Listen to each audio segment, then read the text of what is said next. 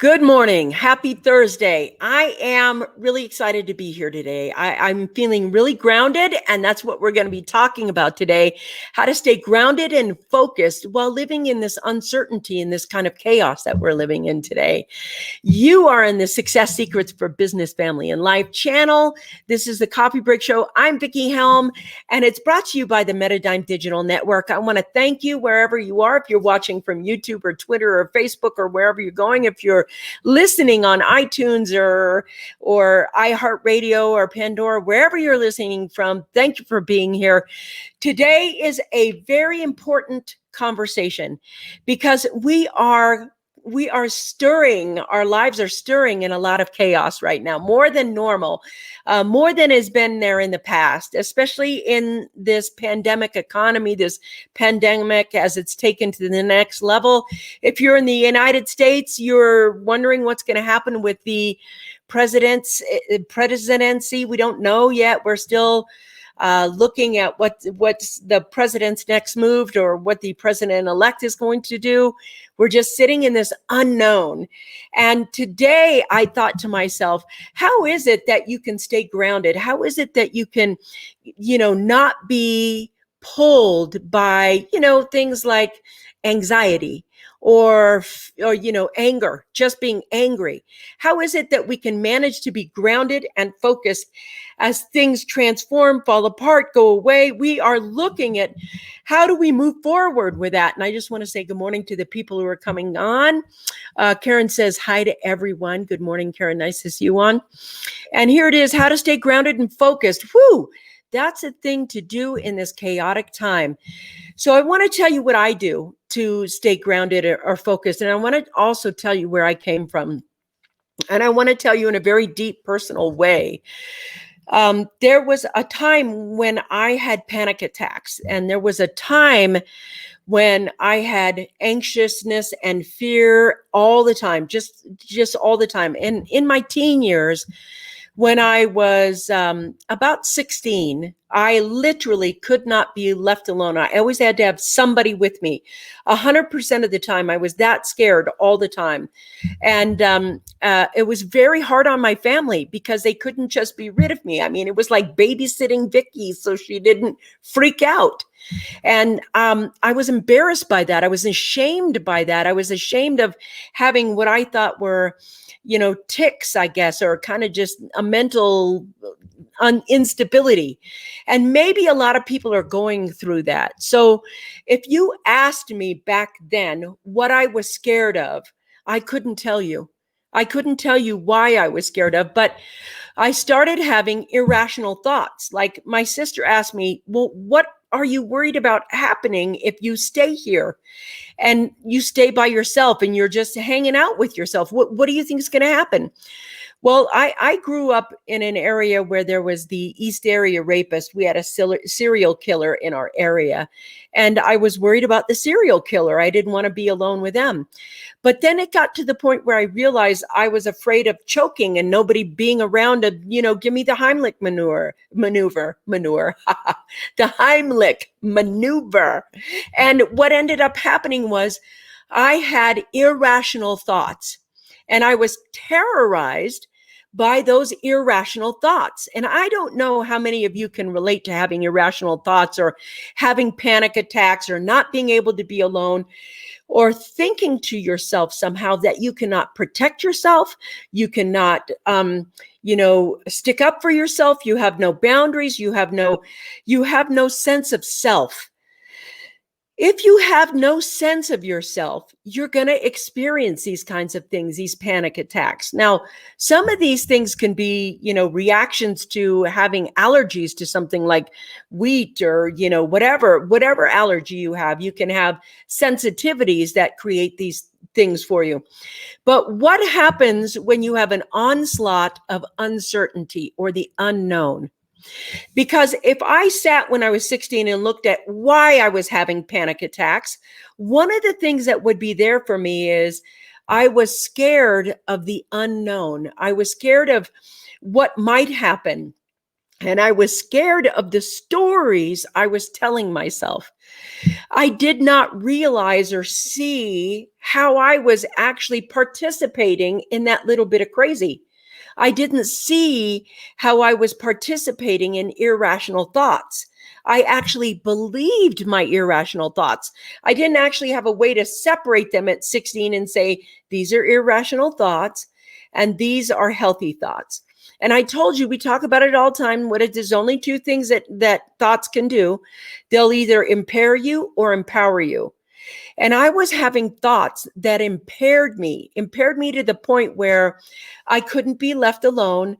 I was anxious all the time. And I've had a couple of panic attacks along the way. At those points in my lifetime, that pain, having that pain, made me become a seeker. And they took me to a psychiatrist. And he was, like, why are you here? And I was like, I don't know. I don't know. I was in that psychiatrist's office 4 minutes and he said, you're a healthy, smart kid. Get out of here. You don't need me. You're fine. I was like, okay, bye. Because he was the expert and he told me. I couldn't tell that. I didn't have a way to tell him that I had irrational thoughts because that irrational thoughts that I had, I believed them. I didn't think they were irrational. And I couldn't see that they were causing my own pain. They were causing my own suffering. So when I found out that it was me that was causing my own suffering and I was having irrational thoughts, that's 80% of the conversation. 80% of the conversation is I'm scared because I have irrational thoughts. Then the 20% is removing those irrational thoughts and challenging them. So what happens when you're in the fit of an irrational thought? Well, let me just tell you, there are 4 kinds of feelings. You're either happy, mad, sad, or afraid. That's it. Happy, mad, sad, or afraid. That 4 feelings we know about. When we have an irrational thought, something is triggered that makes us sad, angry, or afraid. Sad, angry, or afraid. The natural stasis of a human being in the human experience, we're happy. It's all good. We're just chilling. When we get to the point where we have unhealthy thoughts, we start those thoughts, they comply, they feel, they help us, our limbic system, and says, okay, she's mad, here are angry chemicals, and suddenly you feel mad. Or here's fearful chemicals, she feels scared. And you have a go-to feeling. A lot of people who are scared don't get mad. They get scared first and they hang out in fear. And until their life is threatened, and sometimes even when their life is threatened, they don't get to the point where they are protecting themselves. So I want to share with you what I learned about how to gather myself back, because I didn't use Prozac. I don't believe in, and I think if you use it, that's fine, but I don't believe in antidepressants because they mask the feeling so well that I cannot see what I'm doing to myself. So I didn't use antidepressants. I realized that I couldn't have everybody follow me forever. And I had to kind of take control of this kind of, thing that was happening to me. Hey, Few, nice to see you on. Nice to see you. I don't know if this Facebook user is Few or not, or if it's Peter, but that's kind of a Peter saying. If that's you, Peter, hello, nice to see you on. Nice to see you guys gathering around. So anyway, I want to give you 3 tips that I used that help me center myself, ground myself, and focus myself. So here's what I want to do. I want to start from, hi, I'm really in it and it's an emergency and I'm feeling really shook up. I don't know what to do. And I don't know what problem to use. I want to stay with the feeling. It could be, I don't know where to find a job. I'm about to lose my house. Something could happen to me. It doesn't matter. It could be an irrational thought or something that, might be imminent. But the only way through this and the only way to shift this so you find an answer, so you get a different result, so that you're more grounded and more centered, so you can, help you go forward. I want to tell you some of the things that I did. If you're in it and you're having a full-blown panic attack, you cannot reason. So don't try to reason. but don't try to run from it either. What I did was I sat down and I just let all the fear I'd ever felt, all of it, just come rushing through me. What I realized when I felt the fear is that I didn't melt. Nothing happened to me. I remember having about in college, I must have been 19, 20 years old. And I lived in apartments that were over a restaurant that was across the street from the college I went to. And I remember going into the apartment and I had that feeling again. I got so scared. And then I locked the door and I shut the door and I ran down the stairs and I was going to go have a cup of coffee in the restaurant. So I wasn't alone. There were people around me and I was safe. So what ended up happening is I got halfway down the stairs and I was so pissed at myself, so mad. I'm like, you are not going to let this control you anymore. So I ran up the stairs and I opened the door and I shut the door and I slammed it. And I was like, fine, you're scared. Feel you're scared. Just feel it now. And I could hear that frustration of me not being able to enjoy my time alone, enjoy my apartment by myself. I was so afraid of that. I just was like, that's it. And I sat down on the floor in the middle of the apartment and I was like, I'm not moving till I feel better, till I figure this out. So I sat there. I didn't turn on the TV. I didn't do anything. I just felt my panic. Nothing happened to me. It felt terrible to feel it.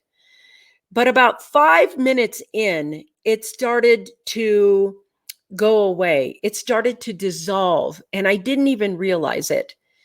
And what had happened was I became unconscious and I was like looking at a magazine and I was going through the magazine. I must have been 15 or 20 minutes into that magazine before I realized I wasn't panicked anymore and I didn't notice. And I thought, oh, what did I do? Well, I confronted the panic. I didn't try to run away from it. I didn't try to run away from the anxiousness. But what I noticed was my thoughts had changed. The thing I was thinking had changed. Like somebody could break in, kill me, and hurt me, which is an irrational thought. I mean, it could, but the chances were like 0.01 that would happen. And so what happens is we have to learn to confront our irrational thoughts and place them with healthy thoughts. And what I had to do in order to do that, what I did for myself is I started asking myself and started watching myself. What did I just say to me that made me fearful? And it's a nanosecond. It's a split second thought. And what I realized then afterwards was that I had attached that thought. Like I could have thousands of thoughts in front of me. And I'm like, okay, I picked that one because it's the scariest thought ever. And I pull that thought towards me and I believe it. And that thought just absolutely overtook me. I never thought I could let go of that thought and pick something that's more empowering, pick that and bring it to me and say, you know what? This is the thought I choose to have. And that I realized I believed my thinking more than I challenged it. And so what I want to share with you guys today is that first tip is challenge your unhealthy thought. Don't believe everything you think. There's tons of books out there. There's tons of meditation practices. I'm just trying to give you kind of the quickie dry version of what I did that helped me move past that anxiety, because there's going to be more anxiety coming up for people if they don't get focused and examine what they're doing. That is the most healthy thing that you can do. Now, the thing is, once I focus and I challenge that thought, I wanted to stay grounded in thoughts that were kind and peaceful, because then I was kind and peaceful. And to me, if you've ever had an anxious moment or if you've ever had a panic attack, you know that's like a trip to hell. I mean, it's a trip to hell. And so you become so powerful when you can sit in hell with yourself and just feel it. The more you just let it arise through you and feel it, the more your thoughts will come and try to torture you some more. When you first feel it, you're like, okay, you have to get tired of feeling this way. You have to have suffered enough that you're willing to do something other than what you've been doing. Because if it's there, it's not working. And that's what I did. I was so sick of managing my life based on my unhealthy thoughts that I just was like, that's it. I don't want to do it anymore. I don't want to be that anymore. I don't want to think that anymore. That's not who I am. And this is the most important part. The thoughts you think are not who you are. They aren't. The panic you feel, that's not who you are either. The anger you feel, that's not who you are. You're not any of that. So what are you? You are, if you look at the brain, you are not your brain. So if you move your brain over here, you are the soul inside you. You're that divine being.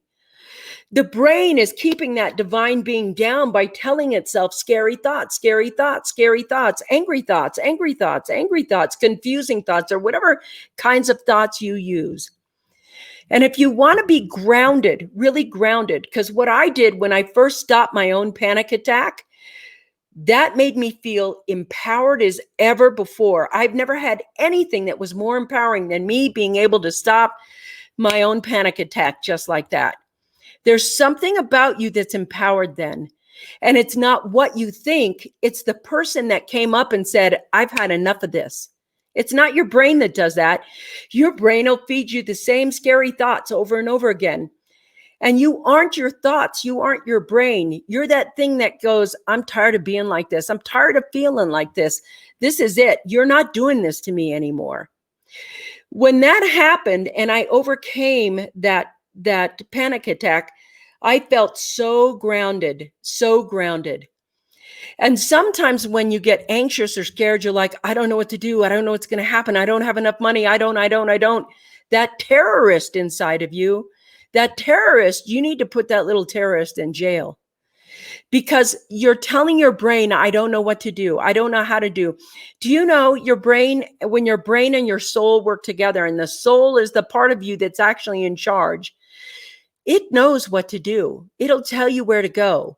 The difference is the you inside of you isn't listening to you. It's listening to the brain. What part of you is listening to your brain? You know, Eckhart Tolle says that in The Power of Now, he talks about being in just really depressed. And he finally figured out that there was the thought and then somebody else that was asking the question of the thought. And at that moment, he could separate the two. And that's what we need to do in order to be grounded.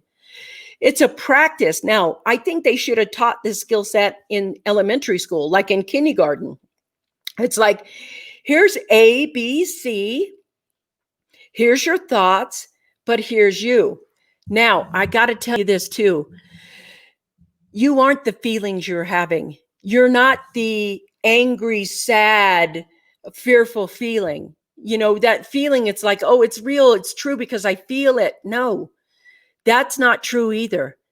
When your soul, it's like the emotions can be triggered by your limbic system.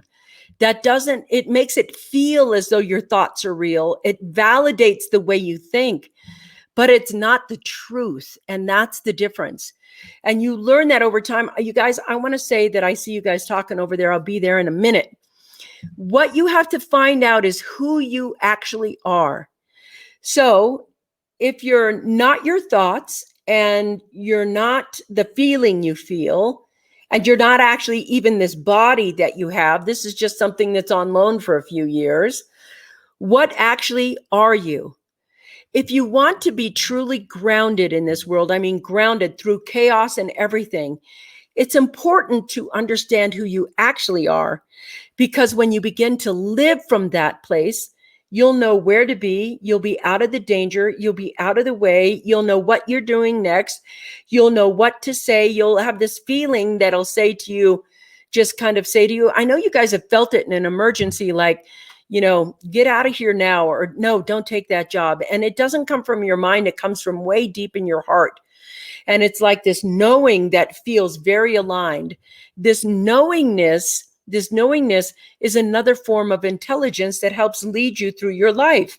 The thing we like to do is pay attention to what we think so much that we don't pay attention to anything else. And when we ground down and you are enough, you have everything you need, you have direction, you have guidance, you're aligned with the divine when you are your true nature. And then for me, one of the things that I found out, so number one, you got to watch your thinking. Number two, you got to explore who your actual nature is. Number three, and nature, knowing that you're divinely guided and part of the divine, you're part of that. And the third thing I know that really helped me kick butt on having any kind of anxiety is breathing. Every morning I use peppermint oil to help myself breathe, just even breathing deep into your belly, not, you do that when you run, but I mean deep breaths, like taking big breaths. And one of the things is I take a deep breath, you hold it for 5 seconds and you let it out slowly. So it's like,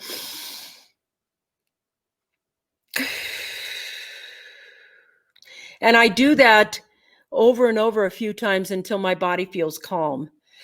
We are talking about this because I know today I was reading again how horrible the virus is, how the political situation is volatile, how there could be the possibility of all kinds of disruption. And now there's some serial killer dude in my area, which that doesn't make me really happy. And I was like, hold it there. And how do you manage your way through?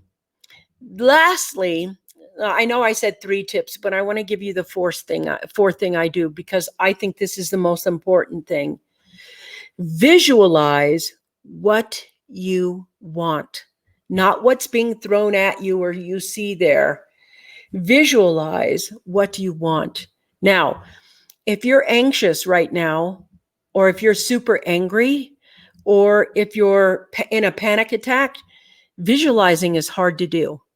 The first thing you want to do is take care of you. Now, when I'm in it, when I had a big panic attack, I would put on something on TV that is funny, not scary, not something funny or light, something romantic comedy, something that pulled me out of my mind and put my attention on something else. Now, that's the key. Where is your attention? And how, when you're doing this, how can you put your focus and attention where you want it to go?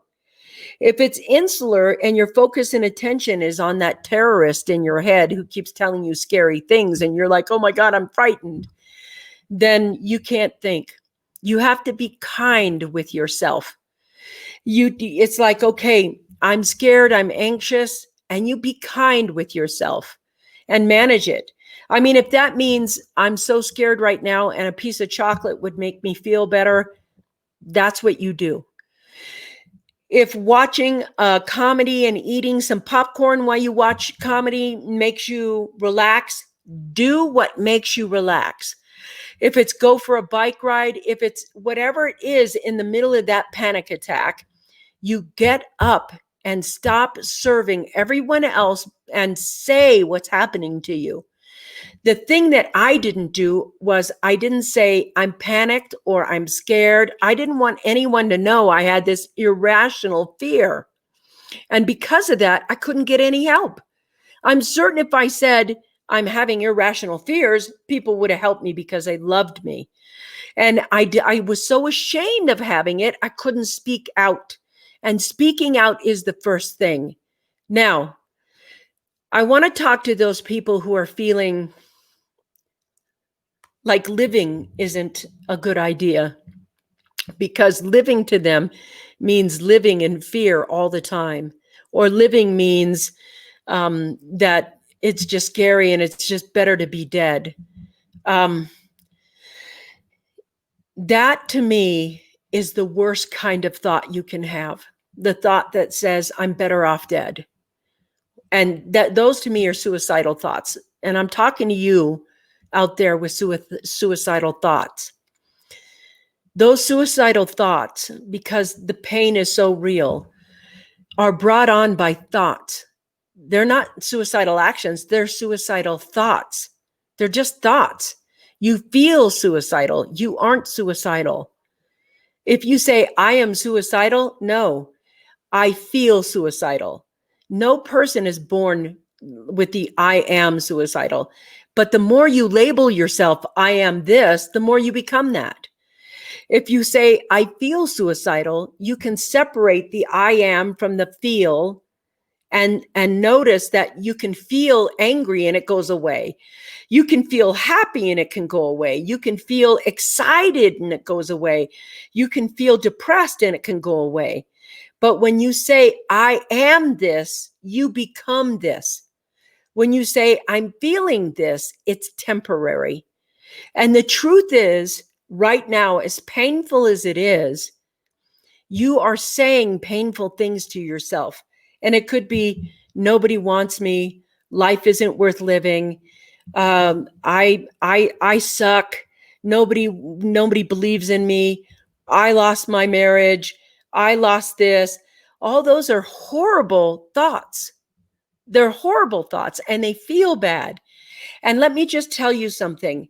It doesn't matter who said those thoughts to themselves. They would all feel like crap. Anyone would feel depressed if they were saying what you said to yourself. Anyone would feel hurt and unhappy and lonely and terrorized if they were saying those things to yourself. The other thing is, it's like if you're feeling suicidal, when you feel suicidal, you could see, okay, I experienced a trauma and I don't know how to ask for help for it, or I don't know what to do with it. But if you feel suicidal because of a trauma, you can stop yourself then if you feel suicidal. But if you feel suicidal from a trauma, you need to go get help. You need to call a line of someone and say, I'm feeling so much pain. I say this because there's a lot of people right now. I just have a friend who lost their whole family to COVID. Everyone. She's the only surviving member of her family. Imagine what she might be thinking or feeling right now. That we know these traumas are there. If those traumas are there, you need to go get help. So being grounded and focused is a daily practice of self-care. It's breathing and it's confronting you. It's acknowledging what's happening to you. It's being willing to step into the pain and say, what is it saying? What do I need help? What can I do? Take an action that is going to create self-care long term. For anybody experiencing pain or suicidal thoughts right now, I hope you reach out to someone. I hope that you step up and call a suicide hotline or somebody, a therapist, somebody that is great with these kinds of traumas. And as we go into, I want to pop this up, and I think it's from Ryan. I like it. I'm sorry, I haven't popped up much, but this one popped over and I just looked at it. Perspective. Your worst day can be the best day for someone else. That's true. That's true. We have this also. It's right there. This is the suicide prevention hotline. If you call them and talk to them, they'll help you. Thank you, Karen, for the phone number there as well.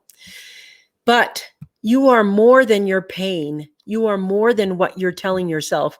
You're more than this moment that's uncomfortable. You are much more than what you're experiencing in this minute. And you're experiencing it. It's not who you are. You aren't your anger. You aren't your sadness. You aren't your situation. You aren't your trauma. You are much more than that. And even if it looks dark right now, I mean, dark is all get out, you're still much more than your darkness. Your darkness is the illusion that you're trapped in. And once you unhook that yourself from that illusion, it dissolves. I promise you, it'll dissolve, and you'll learn to live in a different way that is healthful for you and wealth for you.